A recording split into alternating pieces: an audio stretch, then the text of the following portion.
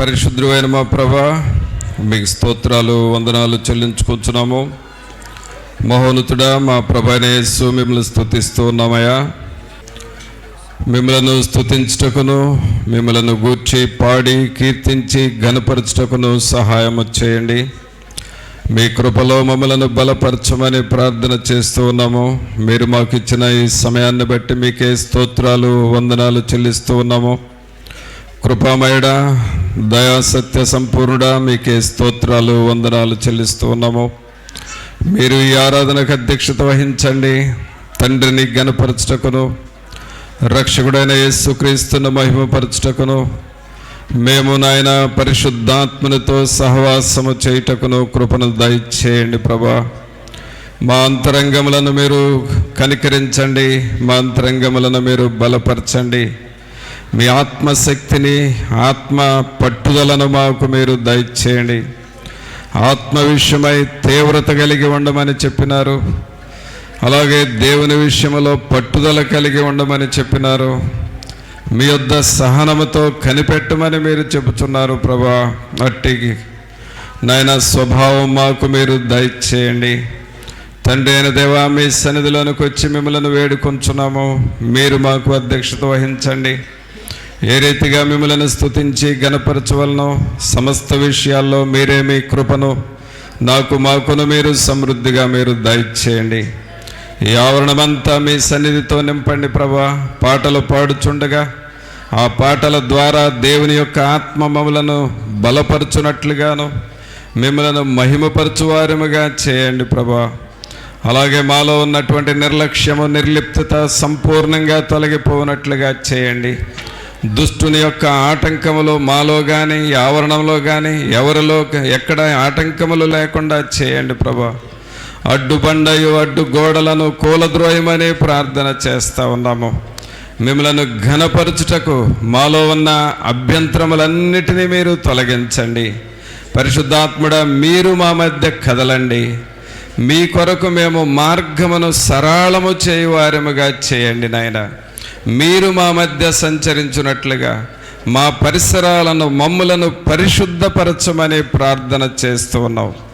రాజులైన యాజక సమూహముగా మమ్మల్ని ఇక్కడ చేర్చి మహిమ ఘనత ప్రభావాలు మీరే ఆరోపించుకొనమని నజరేయుడైన యేసు నామమున అడిగి వేడుకొనుచున్నాము తండ్రి, ఆమేన్. పాటలు పాడుకుందామండి.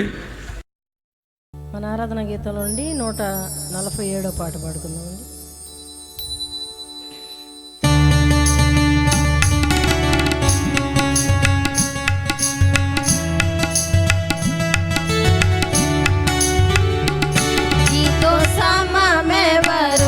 నీలా ప్రేమించేదెవరు, నీలా క్షమించేదెవరు యేసయ్యా. నీలా పాపికై ప్రాణం పెట్టిన వారెవరు, నీలా పాపికై ప్రాణం పెట్టిన వారెవరు.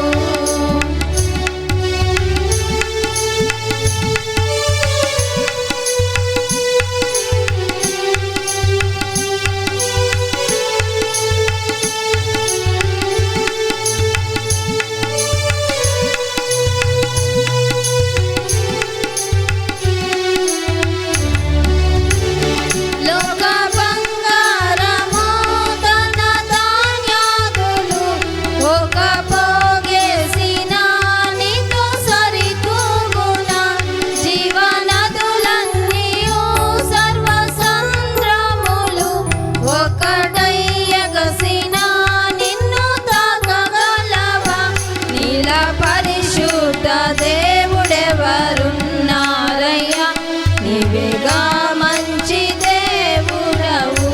నీలా పరిశుద్ధ దేవుడెవరున్నారయ్యా,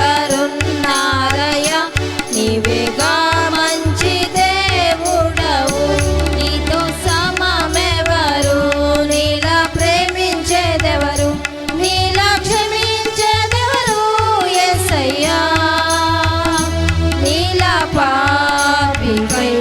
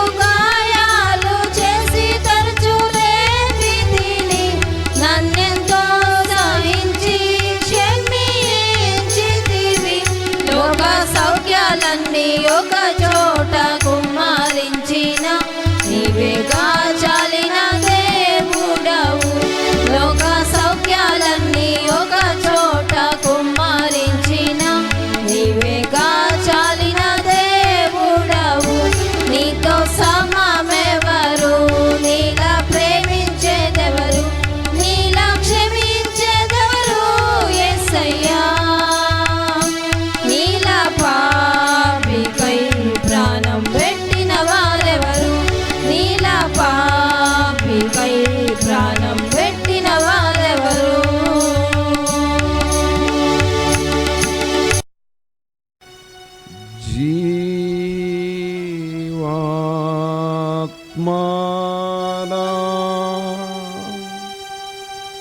మీదికి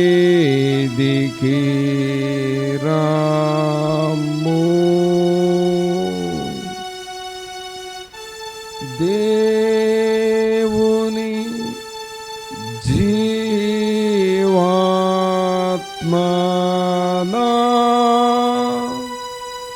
మీదికి రాము, వేరాచు వాంచు మాలాచు నింపు, దేవుని జీవాత్మానా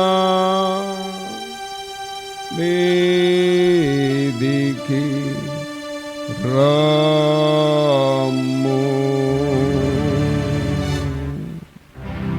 పరిశుద్ధుడైన మా ప్రభువా, మహోన్నతుడా, మహాగణుడా, మా ప్రభు అయిన యేసు, మిమ్మల్ని స్తుతిస్తూ ఉన్నామయ్యా. మీరు మా దేవుడు, మా రక్షకుడు, మీకు వందనాలు చెల్లిస్తూ ఉన్నాము. మీరు మాతో ఉండి మమ్మలను హెచ్చరించుచున్నారు, మీకు వందనాలు. నడిపిస్తూ ఉన్నారు, మీకు వందనాలు.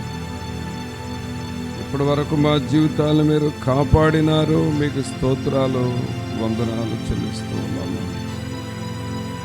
ప్రభా, మీ వాక్యము దగ్గరకు వస్తూ ఉన్నాము. మీ వాక్యము ద్వారా మమ్మల్ని అందరినీ మాట్లాడండి, అందరితో మీరు మాట్లాడండి. వాక్యములో ఉన్న దేవుని సన్నిధిని, దేవుని ప్రభావమును మేము అనుభవించలాగున చేయండి. మీ సన్నిధి దూతల కాంతి, దూతల సహవాసము మేము కలిగి ఉండులాగున చేయండి. ప్రభా, మీరు నోరు తెరచి కొండ మీద ఏ రీతిగా మీరు ప్రసంగము చేస్తూ మాట్లాడినారు, మాతోనూ అలాగూ మీరు మాట్లాడమని మా ప్రభు అయిన యేసు నామమున అడిగి వేడుకొనుచున్నాము తండ్రి. ఆమేన్. పిల్లరా, దేవుని వాక్యం చూసుకుందాం. యేసుక్రీస్తు ప్రభువారు, ఆయనను మనం అనేక పేర్లతో సంబోధిస్తూ ఉంటాము. ప్రభువుని పలకరిస్తూ ఉంటాం. ఆ పలకరింపునే ప్రార్థన అంటాము. మనుషుల్ని పిలవాలి అనంటే వారి పేరుతో పిలుస్తాం, అంతే. ఎప్పుడు పిలిచినా వాళ్ళ పేరుతోనే పిలుస్తాం. కానీ దేవునిని పిలవాలి అనంటే దేవుని వాక్యంలో ఉన్న పేర్లు, అనేకమైన పేర్లు ఉన్నాయి. ఆ పేర్లతో ప్రభువును మనం పిలుస్తాం. ఫస్ట్ మనం పిలిచే పేరు, అది ప్రభువుని మనం పలకరిస్తున్నామని అర్థం. ప్రేమగల తండ్రి అని అంటాం. అంటే ఆ పేరుతో ప్రభువుని మనం పలకరించాం. పరిశుద్ధుడు అయిన తండ్రి అని అన్నామంటే ఆ పేరుతో దేవుణ్ణి మనం పలకరించాం. ఇలాగూ ఎన్నో పేర్లతో మనం పిలుస్తాం. అయితే దేవునికి ఉన్న పేర్లలో మరొక పేరు ఏమిటంటే విమోచకుడు అనే పేరు ఉన్నది. విమోచకుడు, రెడీమర్. అంటే ప్రభువుని మనం పిలిచే పేర్లలో ఈ పేరు ఒకటి, విమోచకుడు అని అర్థం. యేసుక్రీస్తు ప్రభు వారిని కొరింథీ సంఘానికి చెబుతూ ఆ సంఘస్థులకి ఏమని రాస్తాడంటే, యేసుక్రీస్తు మనకు విమోచనమునాయను అని అంటాడు. శక్తియు, ప్రేమయు, నీతియు, విమోచనమునాయను అని అంటాడు. అలాగే యోబు భక్తుడు కూడా దేవుణ్ణి పిలుచుకునేటప్పుడు ఏమని పిలుచుకునేవాడంటే నా విమోచకుడు అని పిలిచేవాడు. నా విమోచకుడు, నా విమోచకుడు సజీవుడని నేను ఎరుగుదు అని పిలిచేవాడు.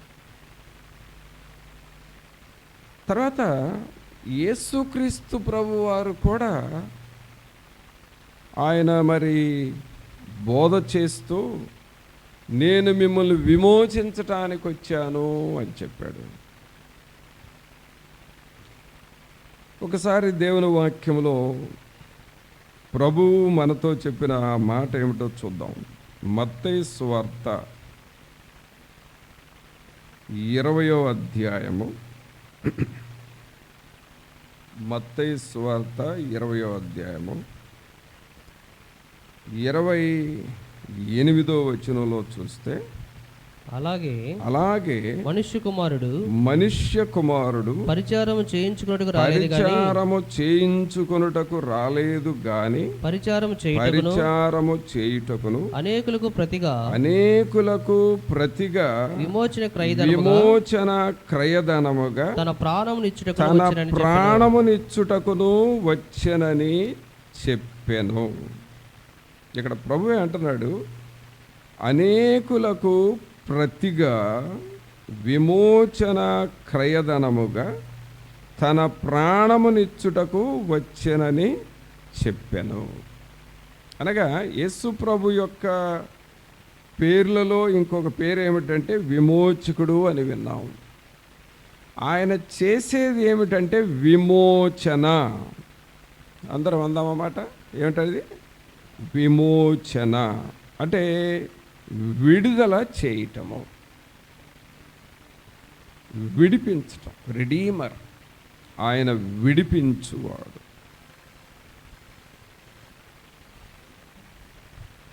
విడిపించుట అనే దానికి ఇక్కడ ఏమని ఉందంటే విమోచన క్రయధనముగా తన ప్రాణమునిచ్చుట. అంటే ఒక వ్యక్తిని విడిపించాలి అని అంటే అక్కడ ఈ విమోచకుడు తన ప్రాణాన్ని ఇచ్చేసేయాలి. ఎక్కడైనా గుంటలో పడిన వ్యక్తిని వెంటనే మనం వంగి మన బలవంతటితో అతన్ని లేపొచ్చు, ఈజీయే, మనకు పెద్ద నష్టమేం కాదు. కానీ ఈ విమోచన అంటే అర్థం ఏంటంటే ఒక వ్యక్తిని విడిపించాలి అని అంటే తన ప్రాణాన్ని ఇచ్చేసేయాలి. ప్రాణాన్ని ఇచ్చేసేయాలి. లేదా ఇప్పుడు మనం సిలువ ధ్యానంలో ఈ సిలువను ధ్యానం చేస్తున్న రోజుల్లో మనం ఉన్నాం. అనగా ఆయన సిలువను గూర్చి పాటలు పాడుతూ ఉంటాము, అలాగే సిలువను గూర్చి వాక్యాలు వింటూ ఉంటాము, అలాగే సిలువను గూర్చి మనం ప్రార్థనలు చేస్తూ ఉంటాము, అలాగే దేవుని వాక్యాలు కూడా సిలువ మాటలు మనం వింటూ ఉంటాం. ఈ సిలువను గూర్చి ధ్యానం చేసేటప్పుడు మనకు అక్కడ మెయిన్ ఎవరు అనంటే విమోచకుడు ప్రాముఖ్యమైన వ్యక్తి, ప్రాముఖ్యమైన దేవుడు విమోచకుడు. మనందరికీ ఒక విమోచకుడు ఉన్నాడు. చూడండి, స్కూల్లో చదివే పిల్లలకి మీ టీచర్ పేరు ఏంటి అని అంటే వెంటనే చెప్పేస్తారు. అంటే వాళ్ళకి చదువు నేర్పడానికి ఒక టీచర్ ఉంటారు. అలాగే మీ స్కూల్లో హెడ్ మాస్టర్ ఎవరో అని అంటే వెంటనే హెడ్ మాస్టర్ ఎవరో చెప్పేస్తాం. వాళ్ళకి హెడ్ మాస్టర్గా ఉంటున్నారు. అలాగే ఒక ఆఫీస్లో పనిచేసే వాళ్ళకి ఒక మేనేజర్ ఉంటాడు. వాళ్ళ పేరు వెంటనే చెప్పేస్తాం. అయితే ప్రభునంతులారా, మన జీవితాలకు మనకు అనేకమైన బంధకాలు ఉంటాయి, మనకు అనేకమైన సమస్యలు ఉంటాయి, మనకు కొన్ని కష్టాలు ఉంటాయి, కొన్ని శోధనలు ఉంటాయి, కొన్ని శ్రమలు ఉంటాయి, కొన్ని సమయాల్లో ఒంటరితనం ఉంటుంది, కృంగిన పరిస్థితులు ఉంటాయి. ఇలాంటి పరిస్థితుల్లో మనకు సరి అయిన వ్యక్తి, సరి అయిన పర్సన్ ఎవరైనా ఉన్నారా అని మనం ప్రశ్నించుకుంటే మనకు విమోచకుడు ఉన్నాడు అన్న సంగతి మనకు వెంటనే జ్ఞాపకం రావాలి. అన్ని పరిస్థితుల్లో, at any cost, at any time, at any situation, ఏ పరిస్థితుల్లోనైనా మనకు సరిపోయిన విమోచకుడు ఉన్నాడు అన్న సంగతి మనం జ్ఞాపకం చేసుకోవాలి. ఈ విమోచకుడిని తలంచుకుంటే అప్పటిదాకా ఉన్న బాధలు సైడ్ అయిపోతాయి, నెమ్మది వస్తుంది.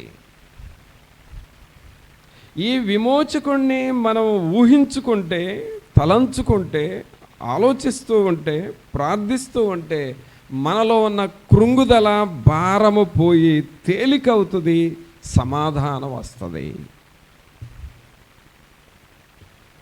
అందుకనే మనకు ఒక విమోచకుడు ఉన్నాడు అనేది నీవు నీ బ్లడ్లో కలిసిపోవాలి. నాకు ఒక విమోచకుడు ఉన్నాడు.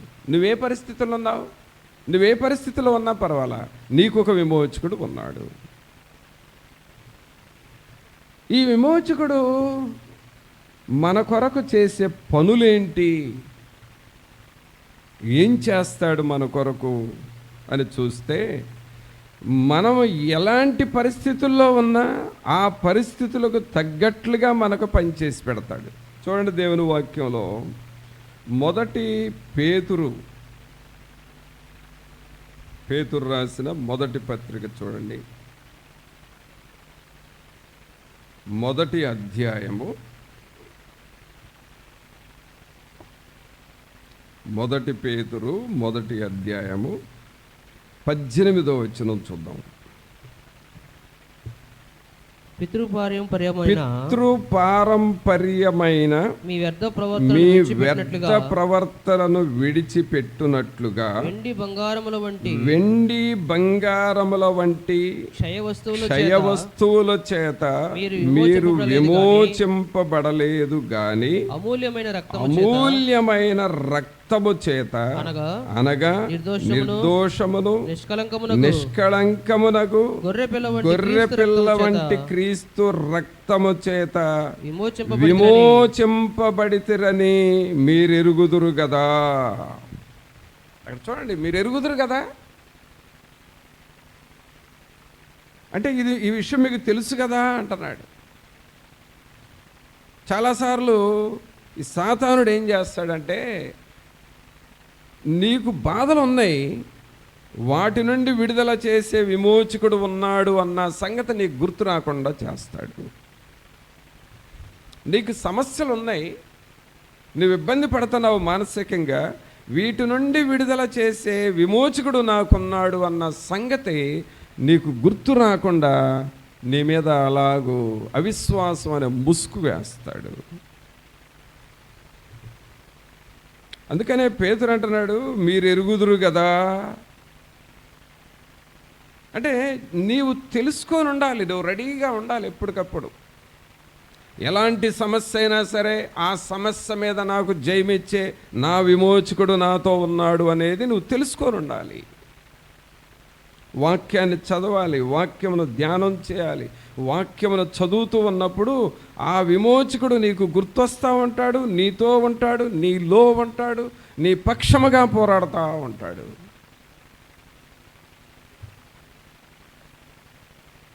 ఈ విషయాన్ని మనము డైలీ లైఫ్లో అనుభవిస్తూ ఉండాలి. 18వ వచనంలో ఏమంటున్నాడు?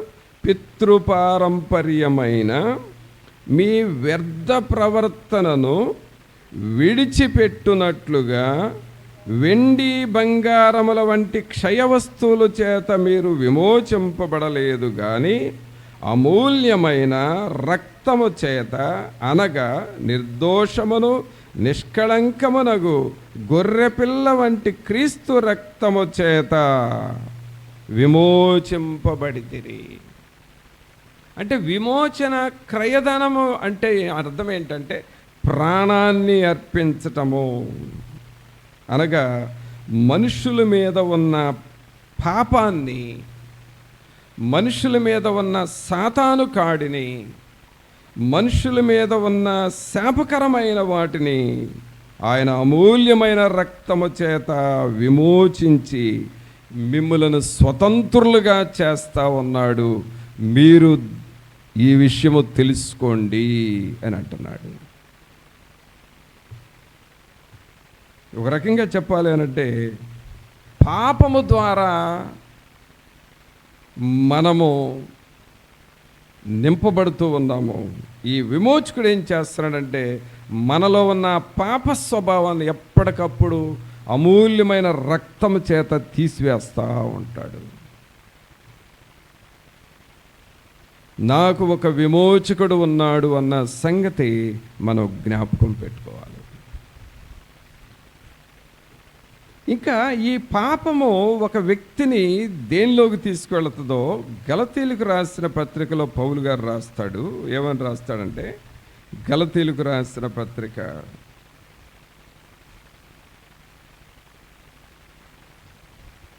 3వ అధ్యాయము, గలతీలకు రాసిన పత్రిక 3వ అధ్యాయము 13, 14 వచనాలు రెండు కలిసి ఉన్నాయి, చదువుదాం.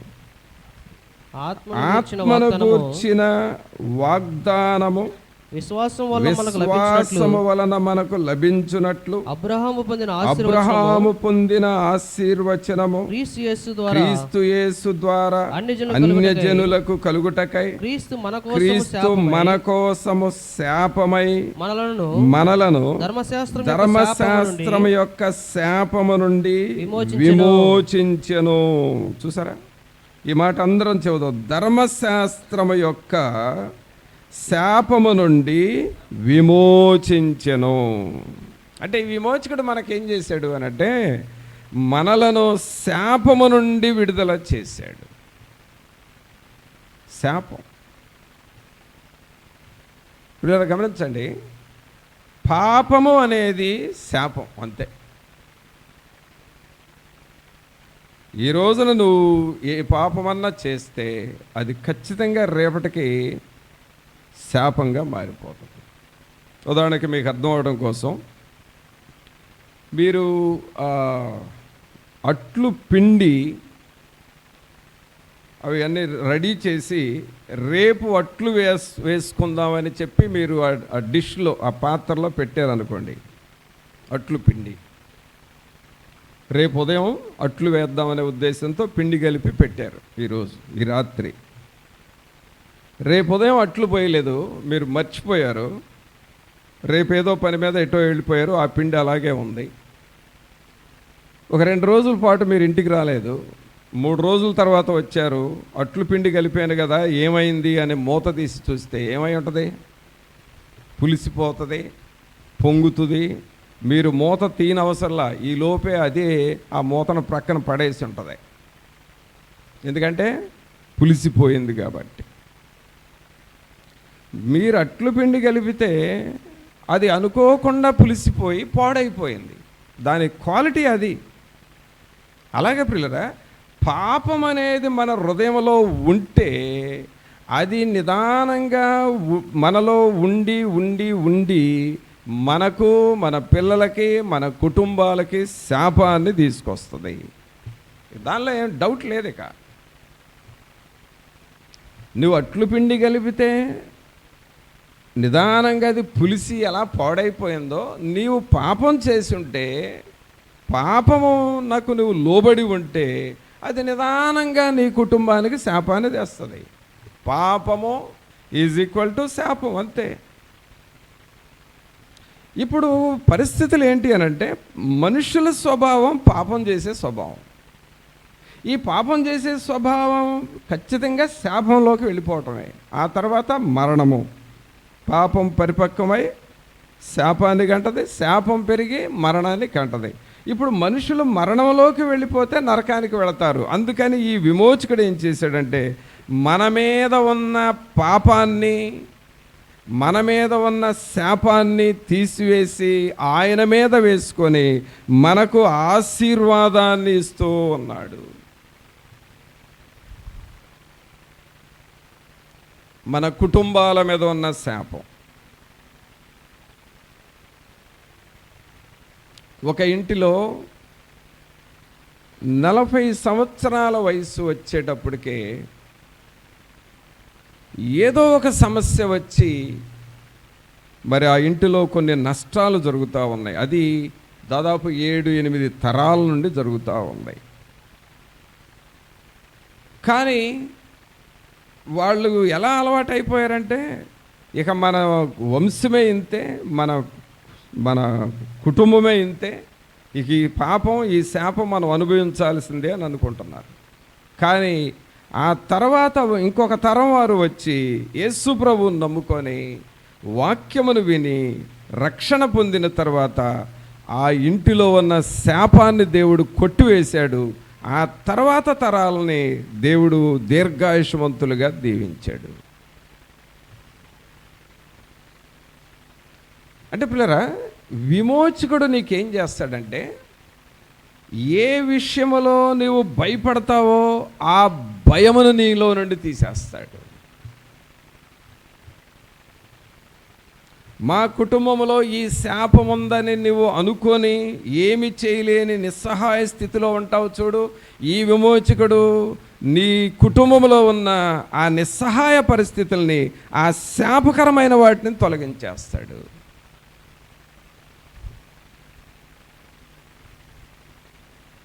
ఇలాంటి విమోచకుడు నాకు ఉన్నాడు, ఇలాంటి విమోచకుడు నాతో ఉన్నాడు అనే సంగతి నువ్వు ఎప్పుడు జ్ఞాపకం చేసుకోవాలి.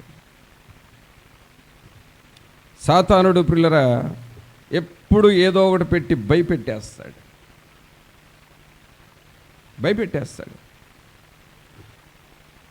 నీకు రోగం వస్తుందేమో అనే ఆ భయం అన్నా పెడుతుంది.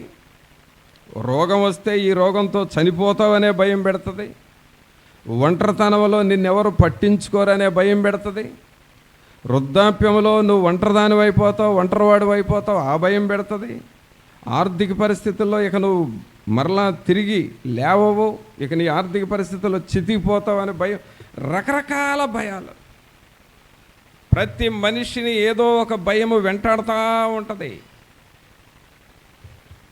ఏ భయము నాకు లేదు అనే వ్యక్తి భూమి మీద ఎవరు దొరకరండి మనకి.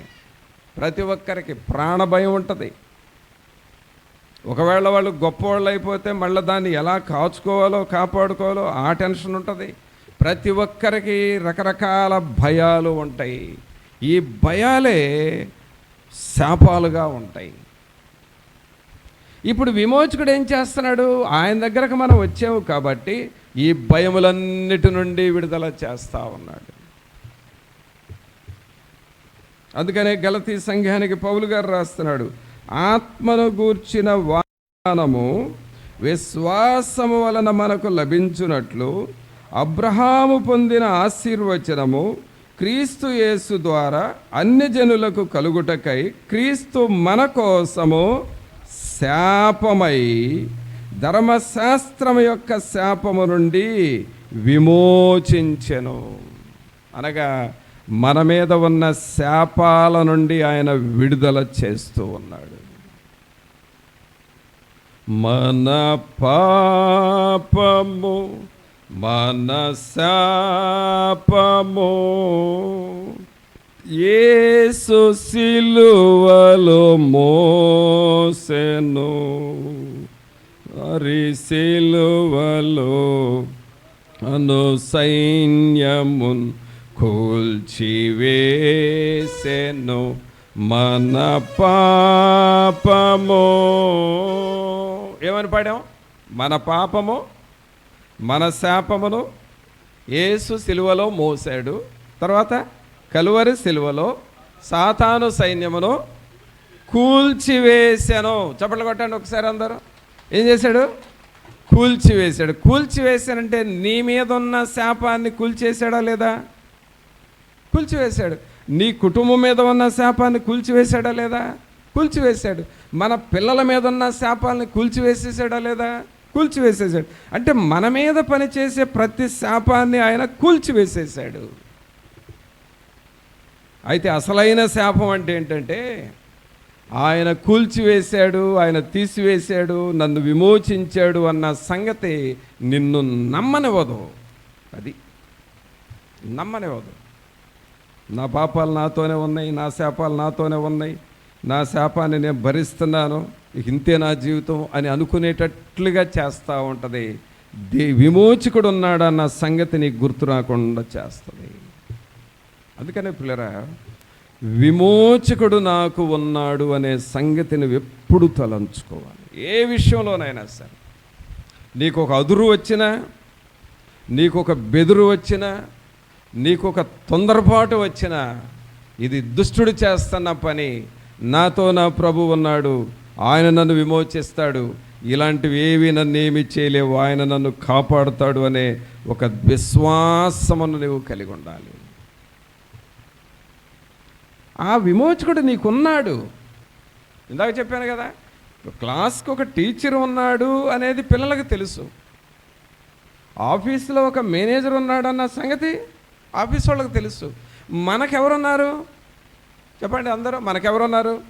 అందరూ చెప్పండి. నాకు నీకెవరుంటే వాళ్ళ పేరు చెప్పు. ఉన్నాడా నీకు? నాకు విమోచకుడు ఉన్నాడయ్యా నేను నమ్ముతున్నాను అన్నవాళ్ళు చేతులు ఎత్తండి. మరి నాకు విమోచకుడు ఉన్నాడని నమ్ముతూ ఉన్నప్పుడు ఏ విషయంలోనన్నా మనం కృంగిపోవాల్సిన అవసరం ఉందా? భయపడాల్సిన అవసరం ఉందా?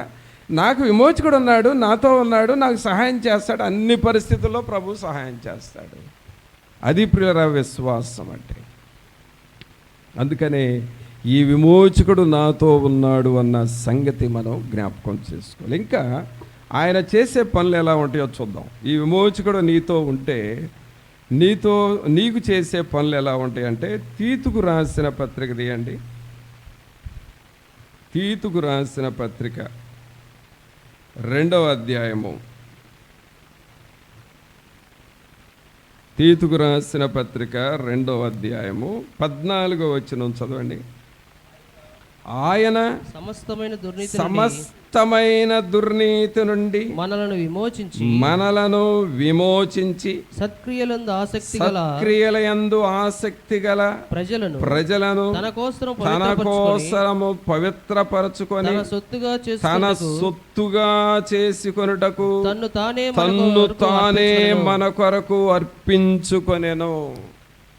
ఇక్కడ చూడండి, పౌలు గారు ఈ తీతుకు ఎంత లోతైన మాట రాస్తున్నాడంటే, ఈ విమోచకుడు మనకు చేస్తున్న పని ఏమిటంటే, సమస్తమైన దుర్నీతి నుండి మనలను విమోచించి.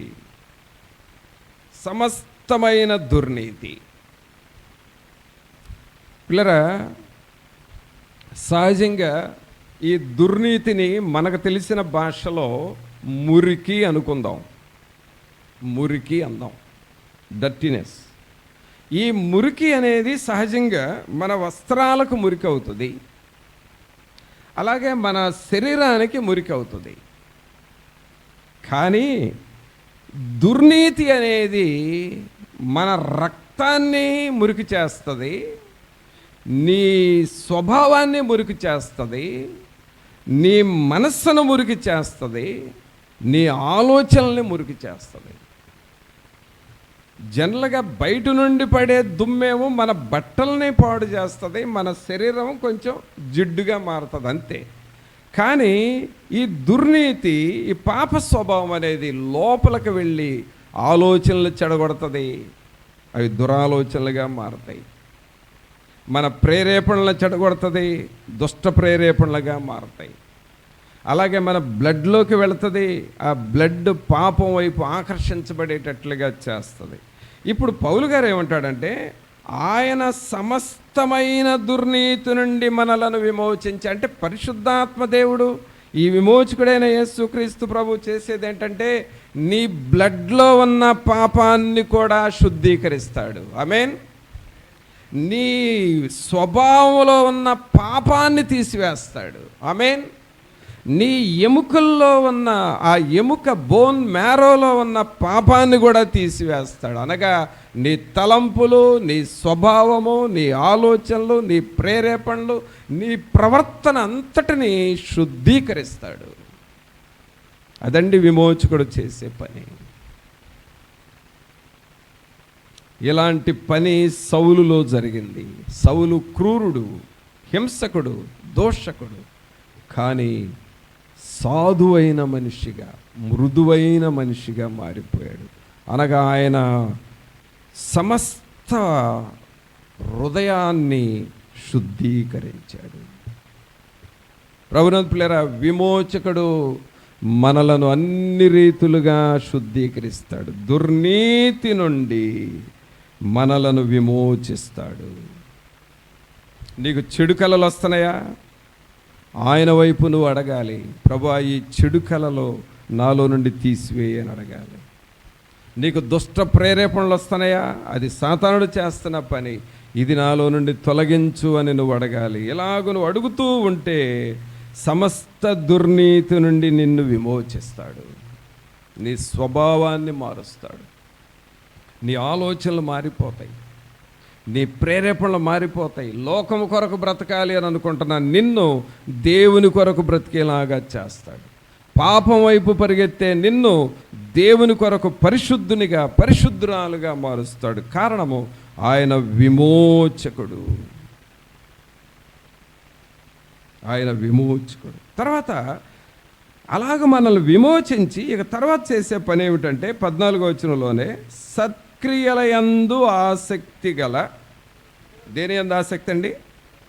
సత్క్రియలయందు ఆసక్తి గల ప్రజలను తన కోసరము పవిత్రపరచుకొని తన సొత్తుగా చేసుకొనుటకు తన్ను తానే మన కొరకు అర్పించుకొనెను. అంటే ఒకటి దుర్నీతి నుండి విమోచిస్తున్నాడు, రెండవది సత్క్రియలయందు ఆసక్తి గల తన ప్రజలు. మనకు ఏ క్రియలు ఆసక్తిగా ఉండాలంటే సత్క్రియలు, అనగా దేవుని పనుల మీద ఆసక్తి ఉండాలి. మన ఆసక్తి దేవుని కొరకు. నీకు ఒక గంట టైం దొరికిందనుకోండి, ఆ గంట దేవుని కొరకు వాడాలి అనిపించేటట్లుగా చేస్తాడు. ప్రార్థన చేయాలి, బైబిల్ చదవాలి అని అనిపించేటట్లుగా చేస్తాడు. ఒకవేళ నువ్వు ట్రైన్లో ప్రయాణం చేస్తున్నావు అనుకో, ఒక 2 గంటల ట్రైన్లో కూర్చోవలసి వచ్చింది. ఆ 2 గంటలు ఏం చేస్తాం మనం? ఆ ప్రక్కన వాళ్ళని పరిచయం చేసుకొని వాళ్ళకి దేవుని మాటలు చెప్పాలని అనిపించేటట్లుగా చేస్తాడు. ఒక వారం రోజులు టైం ఇచ్చాడు, మరలా ఈరోజు ఆదివారం, రేపు వచ్చే ఆదివారం, వారం రోజులు టైం ఉంది. ఈ వారం రోజుల్లో నీకు ఏం చేపిస్తాడు? దేవుని పని కొంత చేసేటట్లుగా. ఎక్కడికన్నా వెళ్ళి సువార్త చెప్పు, ఎవరికన్నా సాక్ష్యం చెప్పు, లేదా నీ ప్రక్కన వాళ్ళని పలకరించి వాళ్ళతో కలిసి ప్రార్థన చేయి. సత్క్రియల యందు ఆసక్తి కలిగేటట్లుగా చేస్తాడు. ఇది దేవుడు మన లోపల చేసే అంతరంగములో మార్పు. ఇది మన విమోచకుడు చేస్తూ ఉన్న పని. అందుకని ఇక్కడ ఏమని చదువుతున్నావు? సత్క్రియల యందు ఆసక్తి గల ప్రజలను తన కోసరము పవిత్రపరచుకొని తన సొత్తుగా చేసుకొనుచున్నాడు. అంటే మనము దేవుని సొత్తుగా మారిపోతూ ఉన్నాము.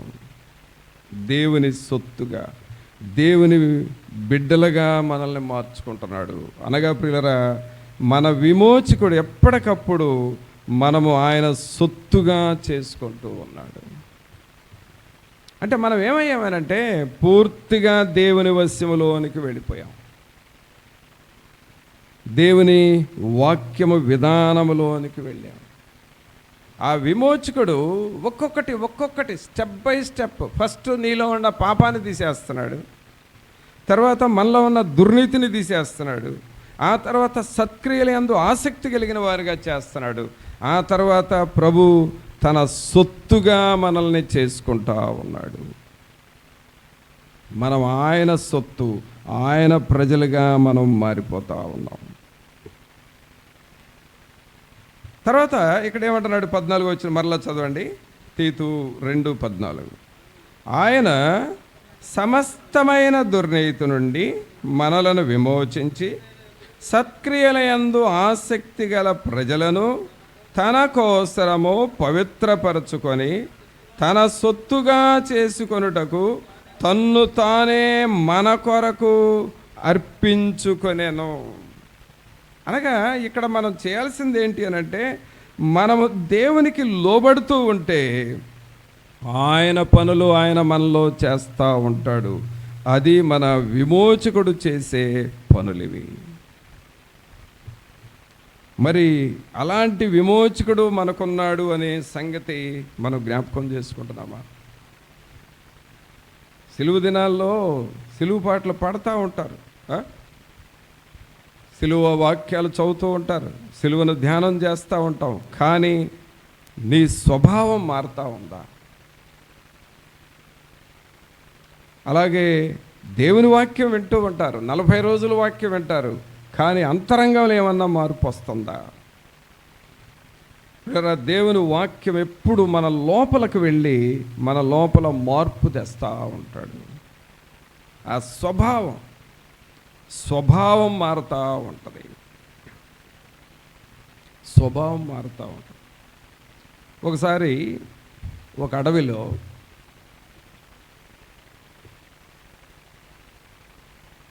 గొర్రెల కాపరి గొర్రెల్ని మేపుతూ ఉన్నాడంట. ఏం మేపుతున్నాడండి? గొర్రెల్ని మేపుతూ ఉన్నాడు. సడన్గా ఏమైందంటే, ఒక పులి అది కూడా నిండు సోలాలుగా ఉందంట. అంటే ఆ పులి అనగానే సహజంగా గొర్రెల మీద పడి గొర్రెల్ని చంపేయాలి, కానీ అది ఆ కండిషన్లో లేదు. లోపల అది పిల్లల్ని పెట్టి ఉంది. ఆ పిల్లలు కూడా డెలివరీ టైంలో ఉన్నాయంట. ఆ గొర్రెలు మేపుకుంటా, గొర్రెల కాపరి గొర్రెలు మేపుకుంటా వెళ్తూ ఉంటే అదే టైంలో పులి వచ్చింది. గొర్రెల కాపరి ఏమనుకున్నాడంటే, అమ్మో నా గొర్రెల్ని చంపేస్తుందేమో, ఏం చేయాలని చెప్పి కొంచెం ఆయన దగ్గర ఏదో గన్ ఉంటే దాన్ని పేల్చాలని చూస్తున్నాడు. అదే టైంకి ఈ పులి ఆ పిల్లల్ని పెట్టేసిందంట. అంటే గొర్రెలున్న ఏరియాకి ప్రక్కన ఈనిందంట, అది పిల్లల్ని పెట్టేసింది. పెట్టి అది మరి దాన్ని ఎవరు తరిమారో ఎట్లాగో కానీ పులి వెళ్ళిపోయింది, తల్లి పులి వెళ్ళిపోయింది, పిల్లలు అక్కడే ఉన్నాయి. ఇప్పుడు ఈ గొర్రెల కాపరకి ఈ పులి పిల్లల మీద జాలేసిందంట. ఏంటి అనంటే, అయ్యో ఆ తల్లి ఏమో ఇక్కడ పిల్లల్ని కంది వెళ్ళిపోయింది, ఇక మళ్ళీ అది తిరిగి వస్తుందో లేదో కూడా తెలియదు, ఈ పిల్లల్ని ఇక్కడ పడేసింది, పాలు ఇవ్వాలి లేకపోతే అవి బ్రతకవు కదా అని చెప్పి ఈయన ఏం చేస్తున్నాడంటే, ఆ గొర్రెల్ని ఎటు తోలుకెళ్తే అటు ఈ పిల్లల్ని, పులి పిల్లల్ని కూడా తీసుకెళ్తున్నాడంట. 2 పిల్లలు ఏమో పెట్టింది, ఆ 2 పిల్లల్ని జోలి కట్టుకొని మోసుకొని వెళుతున్నాడంట పులి పిల్లల్ని. ఈ పిల్లలు పెరుగుతూ ఉన్నాయి. వీటికి ఆహారం ఏంటి అని అంటే, గొర్రె పాలు పిసికి ఒక పాత్రలో ఈ పులి పిల్లలకి గొర్రె పాలు తాగిస్తున్నాడంట. దాదాపు కొన్ని నెలల పాటు అవి కొంచెం బ్రతికే వరకు గొర్రె పాలు త్రాగి వాటంతట అవి నడిచే టైంకి వాటి స్వభావం ఏమైందంటే గొర్రె పిల్లల స్వభావంగా మారిపోయిందంట. ఇంకా అది పులి స్వభావం లేదు. పుట్టిన దగ్గర నుండి ఎవరి పాలు తాగుతున్నాయి? అవి గొర్రె పిల్ల పాలు త్రాగుతున్నాయి. ఆ గొర్రెల కాపరి ఆ పాలే త్రాగిస్తూ ఉన్నాడు. గొర్రెపిల్ల పాలు త్రాగటం ద్వారా పులి పిల్లకి, అది జంతువు అయితే పులే, కానీ స్వభావం దేని స్వభావంగా మారిపోయింది? గొర్రెపిల్ల స్వభావంగా మారిపోయి ఆ గొర్రెల్లో కలిసిపోయింది. గొర్రెల్లాగా తిరుగుతున్నాయి. ఆ గొర్రెల కాపరి ఏది చెబితే అది చేస్తూ ఉన్నాయి. అప్పుడు అనుకున్నాడంట, నేనిచ్చిన గొర్రె పాలు ఈ పులి స్వభావాన్ని మార్చింది అని చెప్పాడు. ప్రభునంతులరా, మన విమోచకుడు మన స్వభావాన్ని మార్చేస్తాడు. ఆయన వాక్యం మన హృదయంలోకి వెళ్ళాలి. ఆయన వాక్యం అనే పాలును మనం త్రాగుతూ ఉండాలి. ఆయన వాక్యమునకు నువ్వు లోబడుతూ ఉండాలి. నీవే పరిస్థితుల్లో ఉన్న ప్రభువా, నీ సన్నిధి నాకు కావాలని ఆయన వైపు చూస్తూ ఉంటే నీ స్వభావాన్ని మారుస్తాడు, నీ పరిస్థితుల్ని మారుస్తాడు. అందుకనే అక్కడ దేవుని వాక్యాలు ఏం చదువుతుంటే, సత్క్రియల యందు ఆసక్తి గల ప్రజలను తన కోసరము పవిత్రపరచుకొని తన సొత్తుగా చేసుకొనుటకు తన్ను తానే మన కొరకు అర్పించుకొనెను. తన సొత్తు కంటే దేవుని బిడ్డల సొత్తుగా మారిపోయాయి. ఈ పులి పిల్లలు ఇప్పుడు ఎవరి సొత్తుగా మారిపోయినాయి? గొర్రెల కాపరిగే అవి గొర్రెల్లాగా మారిపోయినాయి, తన సొత్తుగా మారిపోయినాయి. అలాగే మన జీవితాలు దేవుని సొత్తుగా మార్చుకోవాలని దేవుని ఉద్దేశం. మరి అలాంటి విమోచకుడు మనకు ఉన్నాడు. మరి ఈ విమోచకుని మీద నువ్వు దృష్టి పెడతావా? ఈ విమోచకుని మీద దృష్టి పెట్టి, ప్రభువా నీ వైపు నేను చూస్తాను, నీ స్వభావం నాకు రావాలి అని అడుగుతావా? చివరికి ఇంకొక మాట చూద్దాం. హెబ్రీలకు రాసిన పత్రికలో పౌలు గారు రాస్తున్నాడు ఇంకొక మాట. హెబ్రీలకు రాసిన పత్రిక 2వ అధ్యాయము. ఈ విమోచకుడు మనకు చేసే మరొక పని చూద్దాం. హెబ్రీలకు రాసిన పత్రిక 2వ అధ్యాయము 14వ వచనం నుండి చూడండి. కాబట్టి ఆ పిల్లలు రక్త మాంసములు గలవారైనందున ఆ ప్రకారమే మరణము యొక్క బలము గలవానిని అనగా అపవాదిని మరణము ద్వారా నశింపజేయుటకును జీవితకాలమంతయు మరణ భయము చేత దాస్యమునకు లోబడిన వారిని విడిపించుటకును ఆయన కూడా రక్తమాంసములలో పాలువాడాయను. ఆ విమోచకుడు మనకు చేస్తున్న పని ఏమిటంటే, అపవాదిని మరణము ద్వారా నశింపజేయుటకును జీవితకాలమంతయు మరణ భయము చేత దాస్యమునకు లోబడిన వారిని విడిపించుటకు. అదండి ప్రభు చేస్తున్న పని. మన జీవితకాలమంతా ఎలాంటి మరణ భయాలు ఉన్నా వాటన్నిటి నుండి విడిపించటానికి విమోచకుడు మనకు ఉన్నాడు. మరి ఈ విషయాన్ని గ్రహిస్తున్నావా? నాకు విమోచకుడు ఉన్నాడు, ఆయన నాకు సహాయం చేస్తున్నాడు, ఆయన నన్ను విడిపిస్తాడు, నా కుటుంబ పరిస్థితులు మారుస్తాడు, నా పిల్లల పరిస్థితులు మారుస్తాడు. నిరీక్షిస్తూ ప్రార్థిస్తూ ఉన్నాము, ఖచ్చితంగా ఆయన మన పరిస్థితులు మార్చగలడు అనే విశ్వాసంతో మనం ఉందామా? అందుకే చెబుతూ ఉన్నాడు, అపవాదిని మరణము ద్వారా నశింపజేయుటకు జీవితకాలమంతయు మరణ భయము చేత దాస్యమునకు లోబడిన వారిని విడిపించుటకు ఆయన కూడా రక్తమాంసములలో పాలువాడాయన. ఆయన మనలాంటి వ్యక్తిగా మారిపోయాడు. కారణము మనలను విడిపించాలని. కావున ప్రభునంతులరా, మనల్ని మనం అలాగూ దేవుని సన్నిధిలో, మీరు మమ్మల్ని విడిపించే దేవుడు ప్రభువా అని ప్రభువుని అడుగుతాం.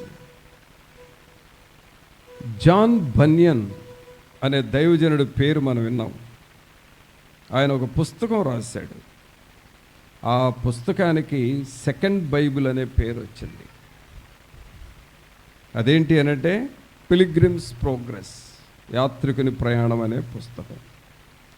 ఆ పుస్తకం ఎక్కడ రాశాడంటే ఒక చెరసాలలో ఉండి రాశాడు. 14 సంవత్సరాలు ఆయన జీవిత ఖైదీగా ఉన్నాడు దేవుని కొరకు. ఆ టైంలో దేవుడిచ్చిన దర్శనాన్ని ఒక బుక్ లాగా రాశాడు. అది ప్రపంచంలో పేరుగాంచిన పుస్తకం అయింది. సెకండ్ బైబిల్ అని పేరు వచ్చింది. కానీ ఆయన అంత గొప్ప వ్యక్తిగా మారటానికి ముందు దేవుని దగ్గర అడిగాడంట, అయ్యా నేను చాలా లోక సంబంధినయ్యా, పాపంలో బానిసగా బ్రతుకుతున్నాను, ఈ బంధకాల చేత బంధించబడి ఉన్నాను, నా బ్రతుకు చాలా ఘోరమైన బ్రతుకు, నాలాంటి వాడు నీకు ఏం ఉపయోగపడతాడు అని ప్రార్థన చేశాడంట దేవుని దగ్గర. అంటే నేను మీకెందుకు పనికిరాను, నేను బహుగా ఘోరమైన వ్యక్తిని, క్రూరమైన వ్యక్తిని, నా వలన ఏమీ కాదు, నేను నీ కోసం బ్రతకలేను, మరి నన్ను ఏం చేస్తావో నాకు తెలియదని అట్లా ప్రార్థన చేసేవాడంట మొదట. అప్పుడు ప్రభు ఆయన స్వభావాన్ని మార్చేశాడు, ఆయన పరిస్థితులు మార్చేశాడు. ఆయన ఎంతగా మారిపోయాడంటే దేవుని కొరకు ఒక గొప్ప దైవజనుడిగా మార్చేశాడు. కావున ప్రభువుని పిల్లరా, సాతానుడు మన స్వభావాలను ఏమంటాడంటే, నీ వల్ల ఏమీ కాదు, నువ్వేమీ చేయలేవు, నువ్వు పాపం చేస్తున్నావు, పాపాన్ని ఆశించే వ్యక్తివి, నువ్వు అసలు నిలబడలేవు, దేవుని కోసం నిలబడటం కష్టం, నీ వల్ల ఏమీ కాదు, నువ్వెందుకు పనికిరావు, నువ్వేదో కాసేపు ప్రార్థన చేసుకో కానీ అంతకంటే నువ్వు ఎక్కువ ఏమీ చేయలేవు అని సాతానుడు ఎప్పుడు చెప్తూ ఉంటాడు, బోధిస్తూ ఉంటాడు. లేడీస్కి కూడా నువ్వు లేడీవి, నీ వలన ఏమీ కాదు, ఏం చేయగలవు నువ్వు అని చెప్తూ ఉంటాడు. కానీ పరిశుద్ధాత్ముడు ఏమంటాడో తెలుసా? ఆయన నీలోనికి వస్తాడు, మనలో ఉంటాడు, మన ద్వారా ఆయన పనులు ఆయన చేసుకుంటాడు, మనం చేసేదేం లేదు అక్కడ. అది విమోచకుడి యొక్క గొప్పతనం, విమోచకుడి యొక్క గొప్ప పనులు అవి. అందుకనే ఈ జాన్ బనియన్ నా వలన ఏమీ కాదు అని అనుకున్న ఆ వ్యక్తిని ప్రపంచంలోనే జాన్ బనియన్ అనే పేరు తెలియకుండా ఎవరు ఉండరు. అలాంటి గొప్ప దైవజనుడిగా మార్చాడు. ఆయన కూడా ఒకప్పుడు నా వల్ల ఏమీ కాదు అనుకున్న వ్యక్తే. ఇలాంటి నేను ఎందుకు పనికిరాను అనుకున్న వ్యక్తిని ప్రపంచంలో ఉన్నత స్థాయిలో పెట్టాడు. కారణం ఏంటంటే ఆయన ఎవరిని తెలుసుకున్నాడంటే విమోచకుడిని తెలుసుకున్నాడు. కావున మన జీవితాల్లో ఈ విమోచకుని గురించి వినటం కాదు కానీ నువ్వు తెలుసుకోవాలి.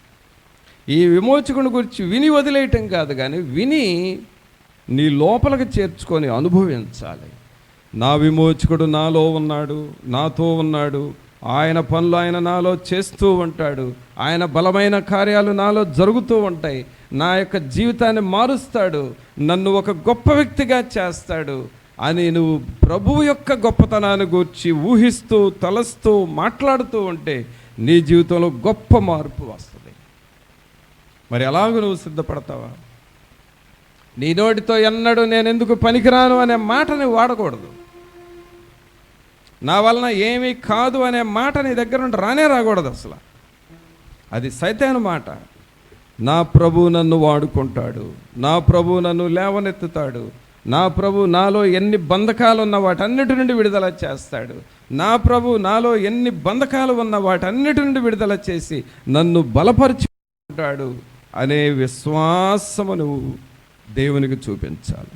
నీ విశ్వాసమే నిన్ను గొప్ప వ్యక్తిగా మారుస్తుంది. ఆమేన్. మరి అలాగ మనం సిద్ధపడదామా? కాబట్టి మనకు ఒక విమోచకుడు ఉన్నాడు అన్న సంగతి జ్ఞాపకం చేసుకుందాం, ప్రార్థన చేసుకుందాం. అందరము మనల్ని మనం తగ్గించుకొని ప్రభు సన్నిధిలో, ప్రభువా మీరు నాకు విమోచకుడుగా ఉన్నారు, మీకు స్తోత్రాలు, మీకు వందనాలు. నా విమోచకుడవు, మిమ్మల్ని స్తుతిస్తూ ఉన్నాము, మీ కృపలో బలపరచండి, మీ సన్నిధిని, మీ ఆత్మ సహాయం, మీ కాపుదల మాకివ్వండి అని అందరూ మన రెండు చేతులు పైకి లేపి ప్రతి ఒక్కరూ ప్రార్థన చేయండి. పిల్లరా, మీరు మాకు విమోచకుడుగా ఉన్న దేవుడో ప్రభువా, అయా శాపము నుండి మాకు విడుదల ఇచ్చే దేవుడో ప్రభువా, శాపము నుండి మాకు విడుదల ఇచ్చే దేవుడు, మీకు స్తోత్రాలు, మీకు వందనాలు చెల్లిస్తున్నాము. ప్రతి నాయన సాతానుడి యొక్క మరణ భయముల నుండి మాకు విడుదల ఇచ్చే దేవుడు అయ్యా, మిమ్మల్ని స్తుతిస్తూ ఉన్నాము. నాయన మమ్మలను మీ సొత్తుగా చేసుకున్నారయ్యా. పాప స్వభావం మాలో నుండి తీసివేసి దేవుని స్వభావం మాకు ఇస్తా ఉన్నారు ప్రభా. మీకు వందనాలు, మీకు స్తోత్రాలు. కృప చూపండి అని ప్రభువుని అడుగుదామా? తల్లి, తండ్రి, సహోదరుడ, సహోదరు, ఒక్క నిమిషం ప్రార్థన చేసుకో. ప్రభా, నాకు విమోచకుడుగా మీరు ఉన్నారయ్యా, అంతే చాలు. మీరు సమస్తము చేసే దేవుడు, సమస్తము చేయగలిగిన దేవుడు. మీకు స్తోత్రాలు, మీకు వందనాలు ప్రభువా అని దేవుని అడుగుదాం. పరిశుద్ధుడైన మా ప్రభువా, మీకు స్తుతులు, స్తోత్రాలు, వందనాలు చెల్లిస్తూ ఉన్నాము. మహోన్నతుడా, మహాగణుడా, మా ప్రభు అయిన యేసు, మిమ్మల్ని స్తుతిస్తూ ఉన్నాము. ఈ ప్రియులను మీరు దర్శించండి. అనేక సార్లు వీరి జీవితాల్లో వస్తున్న శోధనలు, బాధలు, బలహీనతలను చూసి ఇక ఈ పరిస్థితుల్లో ఏమి చేయాలో అని నిరాశపడి ఆగిపోయిన స్థితిలో ఉన్నారేమో. వీటన్నిటి నుండి విడిపించగలిగిన విమోచకుడు నాకు ఉన్నాడు అనే విశ్వాసం ప్రతి ఒక్కరికి దయచేయండి ప్రభు. నా పరిస్థితులన్నిటినీ జయించుటకు శక్తినిచ్చే నాకు విమోచకుడు, మై రిడీమర్, నా విమోచకుడు నాతో ఉన్నాడు అనే ఆ విశ్వాసం ప్రతి ఒక్కరికి దయచేయండి ప్రభు. ఎవరి హృదయాలు కృంగిన స్థితిలో ఉన్నాయో, ఎవరు వేసారిన స్థితిలో, దిగాలుగా ఉంటున్న పరిస్థితుల్లో, ఎవరు ఏమిటా అని చెప్పి పైకి నవ్వుచుండిన లోపల దుఃఖముతో ఉన్నారో, నాకు విమోచకుడున్నాడు, ఈ పరిస్థితుల నుండి మార్చగలిగిన దేవుడు నాకు ఉన్నాడు, ఈ విమోచకుడు నాతో ఉన్నాడు, నాలో ఉన్నాడనే విశ్వాసము, ఆ వాక్యము హృదయంలో నిలిచి ఫలించాలి. ప్రభా పులి పిల్లలు గొర్రె పాలు త్రాగి గొర్రె స్వభావం ఎలాగ వచ్చేసిందో, సాతాను మనస్సు మాలో పోయి దేవుని మనస్సు మాకు రావాలి. ప్రభా దేవుని స్వభావం మాలోనికి రావాలి. కృప చూపండి. వాక్యమనే పాలన అపేక్షించు వారముగా చేయండి. వీరి హృదయాలలో ఉన్న ప్రతి శాపకరమైనవి నజరేడైన యేసు నామములో కొట్టివేస్తా ఉన్నాం ప్రభా. వీరి హృదయాలలో ఉన్న లోక సంబంధమైన వాటన్నిటినీ ప్రభు అయిన అమూల్యమైన యేసు రక్తము ద్వారా తుడిచివేయమని ప్రార్థిస్తున్నాం. మీ కృపా కనికరము కలిగిన ఆత్మ ప్రతి ఒక్కరితో ఉంచండి. ఈ వాక్యం మా హృదయంలో నిలిచి ఫలించులాగున చేయండి. ఈ విమోచకుని గురించి మేము విని లోపలికి చేర్చుకొని మీతో సహవాసము చేయువారముగా చేయండి. ఈ వాక్యం ఈ హృదయంలో నిలిచి ఫలించులాగున చేయండి. ఎప్పుడు ఏ పరిస్థితుల్లో వీరు నాయన గుండె చెదరన స్థితిల్లోకి వెళుతూ ఉంటే, నా విమోచకుడు నాకు ఉన్నాడు, ఆయన నాకు సహాయము చేయగలడు అనే విశ్వాసం వీరిలో ఆ ధైర్యం వచ్చినట్లుగా చేయండి ప్రభా. ఎందుకనగా మీరు విమోచకుడు ప్రభా. మీరు మాకు తోడుగా ఉన్న దేవుడు. మా కుటుంబ పరిస్థితులు, మా ఆర్థిక పరిస్థితులు, మా మానసిక పరిస్థితులు, మా ఆత్మీయ పరిస్థితులు అన్నిటి నుండి మాకు జయమిచ్చి విమోచించే విమోచకుడు ప్రభా. మీకు స్తోత్రాలు, మీకు వందనాలు. ఈ వాక్యం అందరి హృదయంలో నిలిచి ఫలించులాగున చేయమని నజరేయుడైన యేసు నామమున అడిగి వేడుకొనుచున్నాము తండ్రి. ఆమేన్.